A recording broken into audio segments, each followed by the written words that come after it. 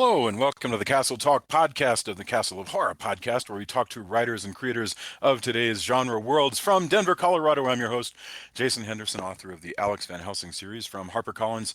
Tonight, Darren Lynn Bousman is a director and writer known for his Saw 2, Saw 3, Saw 4, and his new film is ABATTOIR, starring Jessica Lowndes and Dayton Cali. Abattoir is about a real estate reporter who gets swept up in investigating a mysterious man who literally buys up houses where terrible crimes occur and then removes the scene of the crime brick by brick and board by board. So it's a very creepy voyage. And Darren, I'm so happy to talk to you. Welcome. Thanks so much, man. Good being on. Thank you. All right. I guess what I'd like to ask you is, what was your point of entry for this film? Because I believe the story originated with you.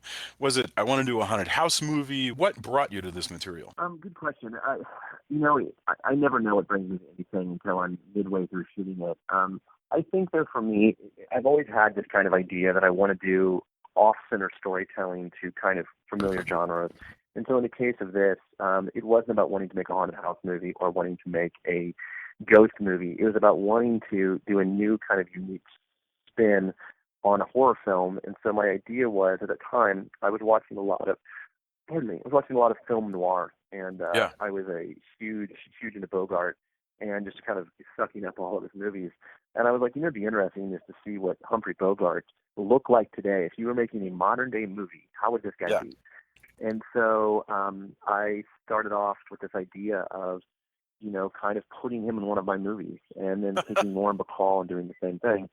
So people have asked me a lot, is Abattoir a period piece? No, it's not a period piece. It's modern. It just happens that the two main characters are of a different era. And I think that was kind of my into it. But there's that. And then the other side of it was, I've always had this story, not of Abattoir, but of Jebediah Crone, which the idea of Crone started years and years and years before there ever was an Abattoir. The idea was that there was this man, and I always kind of envisioned the guy from Poltergeist 2, Kane from Poltergeist 2, the preacher. And I was like, this guy goes around and buys tragedies. And I thought that was like just a cool character, like someone that went around and purchased tragedies. So Crone came out of that. And so I kind of combined those two ideas. Okay, let's take that film noir love that I have and let's combine it with this villain that I love, and there it became Abattoir. That is so clear. The affection for that character, and which was a brilliant character, this desert father who has his wacko following. You make a reference in Abattoir that this guy, came out of the Dust Bowl. Yeah. I think she says, well, I read Grapes of Wrath, that he came out of that extraordinarily ugly period in American history. I think it's a wonderful and very original. There was a great line there. I'm trying to. Oh, thank you. I'm trying to remember. It was one of my favorite lines, and I'm trying to remember it. It was like, "That's full of preachers," and she says, "He came from the dust and took God from us." Yes. I love, and that was kind of always the idea. And I'm a huge religion fan. All my movies have something to do with religion in some respect. Sure. And I always loved the idea of those Dust Bowl revival tent preachers that would come out and literally swindle entire towns. And if you even watch revival tent preachers today, they're some of what they convince people to do is just insane. I mean, people sell their house and drain their bank accounts based on the charismatic nature of certain people. So, having Crone take it one step further and having them sacrifice for him. And I always thought that was another thing I like about Abattoir is how dense the mythology is. It's not an easy movie to digest. And it's not a movie you can half pay attention to. And I think that people going into this paying half attention are going to walk away with a headache because there's so much going on between the idea of this murder, the idea of the house being constructed, and the idea of this town who sacrificed their kids. There's so many different storylines and subplots taking place all at the same time. And I think to me, that's what makes the movie interesting. It's so much going on. That's one of the challenges, right? Because you can take a simple movie, and I'm not knocking it, but the latest Mad Max film, very easy to follow because they basically drive to one place and then turn around and drive back.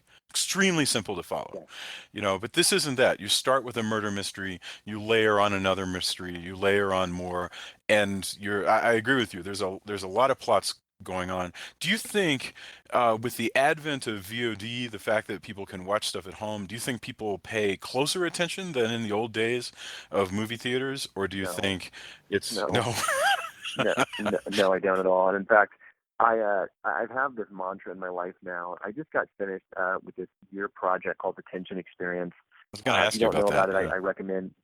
Yeah, it's my favorite thing I've ever done in my life, and I mean ever. And the tension experience, this whole thing is about being present because I believe that we as a society aren't present. Where we walk around zombified by these 7-inch screens that we put so much weight and attention to. Yeah. And to me, that's disgusting. And I do it too. Like I have a 2-year-old son that I literally watch grow up behind my 7-inch screen because I'm too busy taking pictures of him every 1 second. Yeah. And so the tension experience was this whole experiment in making you be present and forcing you to go to an event and you have to take your cell phone and put it away. You cannot bring it in with you. We strip you naked and put you in our clothes. So you're basically, everyone is on an equal playing field and you have to be present. And I think that to me, the future of entertainment is you have to engage your audience in a different way. You have to make them immersed in a way that they have not been. And I think that the problem is when you're at home, you're in creature comfort. Like I'm at home right now and I'm watching TV. I'm watching TV, I'm answering Facebook, I'm doing interviews, I'm talking to my kid, I'm making myself a sandwich, and you're never truly there. Yeah. And I think that that's a huge problem. It's a problem. And movie theaters, like I remember going to the movies used to be a religious experience to me. Like I can remember going and it was an evening. Like you'd go to the theater and you'd find the movie you're going to go see in the paper.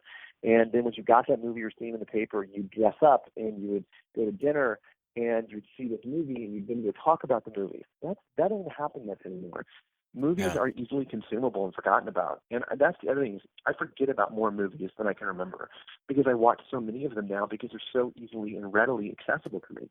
So Yeah. instead of me memorizing or remembering these movies, I'm like, oh yeah, I think I saw that. I don't remember. Oh yeah, I did see that. And I also watched 6 other movies that night. So, yeah, I, do I think people would pay more attention? Probably not. That is the point of why I like Abattoir as well. Going back to it forces you. It's a movie that demands more out of you than Yeah. passively watching it and half paying attention.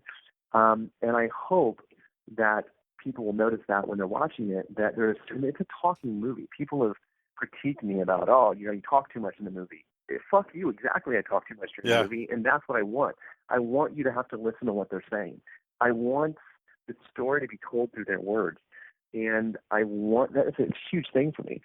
So yeah, I think that in my opinion, it's become harder to be a filmmaker in kind of vie for people's attention when there's so many distractions that surround us every single day. There's so much going on. Yeah. No, I mean, I remember the days that you're talking about where you would go to the movie theater with your friends and go, oh, Witchboard, and go in and you're going to spend 90 minutes watching which by the way doesn't have a lot of story in it, but you're going to give everything to just staring at one thing, Witchboard, for the next 90 minutes and take in everything in that story. And that's an opportunity that I guess is kind of lost. Um, I love this It is lost. fascination. Yeah. Go ahead. Well, and I urge you, I don't know where you're located, but I urge you, next time we do a tension experience, we're doing one next year called the Lust Experience, which is the same idea just set around sexuality and desire, which is the lust. But I believe that the future, seriously, is you have to find a way that you engage an audience and force them to be present. And I think to do that, you have to make them active participants in the storyline. You cannot Yeah. make them passive. And I think that when you go see Iron Man, like that's a spectacle. You go see Iron Man or Star Wars or even Mad Max. I think Mad Max was the last time that I was truly engaged in something, meaning that my jaw just kind Sure. of dropped and I'm like, holy shit, this is insane. I think that you have to, unless you're a spectacle movie like that, and you're one of these small art house films, you have to find a way to engage the audience and do something that forces them to put their phone down and forces them to have that moment that we're talking about that you had when you saw Witchboard. I remember the last theatrical moment I had like that was when I saw Amelie in the theater. Sure. That I can remember that religious experience that I drove to the theater in Hollywood and I sat back and my jaw just kind of dropped and I was watching this Yeah. insane, beautiful thing. Those days are few and far between for me now. Well, you have to force your friends into it in a way and go, okay, everybody shut up. We're watching a movie. But we've been saying all of this. I just want people to know though, this is a very visual film. I mean, you've got a haunted house here that is a really, I think, very creative visual version of a haunted house that's extremely complex and so So this isn't Henry Portrait of a Serial Killer. I mean, it's not a three-hander where people just talk. Not that there's anything wrong with that. No. This is actually quite a visual movie. Okay, I got one more question for you, and then I got to let you go. Let's say you're going to a horror film and you go, "Boy, that was cool. That worked. That worked." And you know what? And I assume if there's something like that, then you're going to look for those opportunities.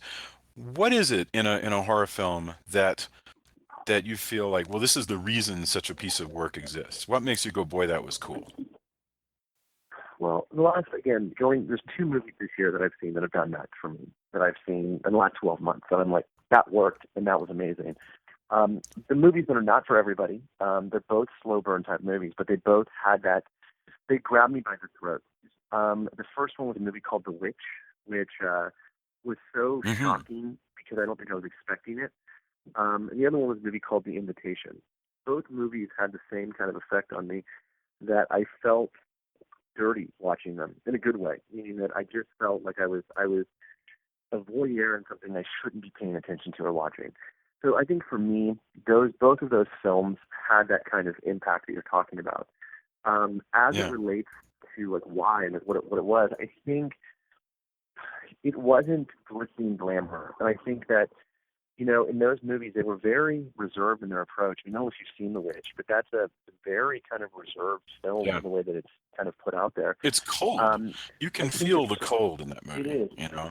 And I think why I love those movies so much to me is, again, they're movies that both took risks in the storytelling.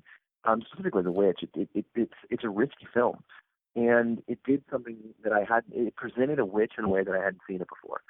I'm used to Blair Witch and things like that, and then here is this movie set, in a different time period with people talking in a way that I wasn't used to hearing people talk, and it Yeah. forced me to pay attention. It goes back to that me wanting to pay attention, and it had the visual to back it up. And I think that it gave me the black Phillip, and it gave me the amazing visuals to back it up. The Invitation is one that I always love movies that deal in things that I can believe would actually happen. And I think that with The Invitation, it was one of the things that, yeah, a dinner party and friends getting together to commit this crime, I could kind of see that actually happen. Darren Bousman. The movie is called Abattoir. It stars Jessica Lowndes and Dayton Cowley.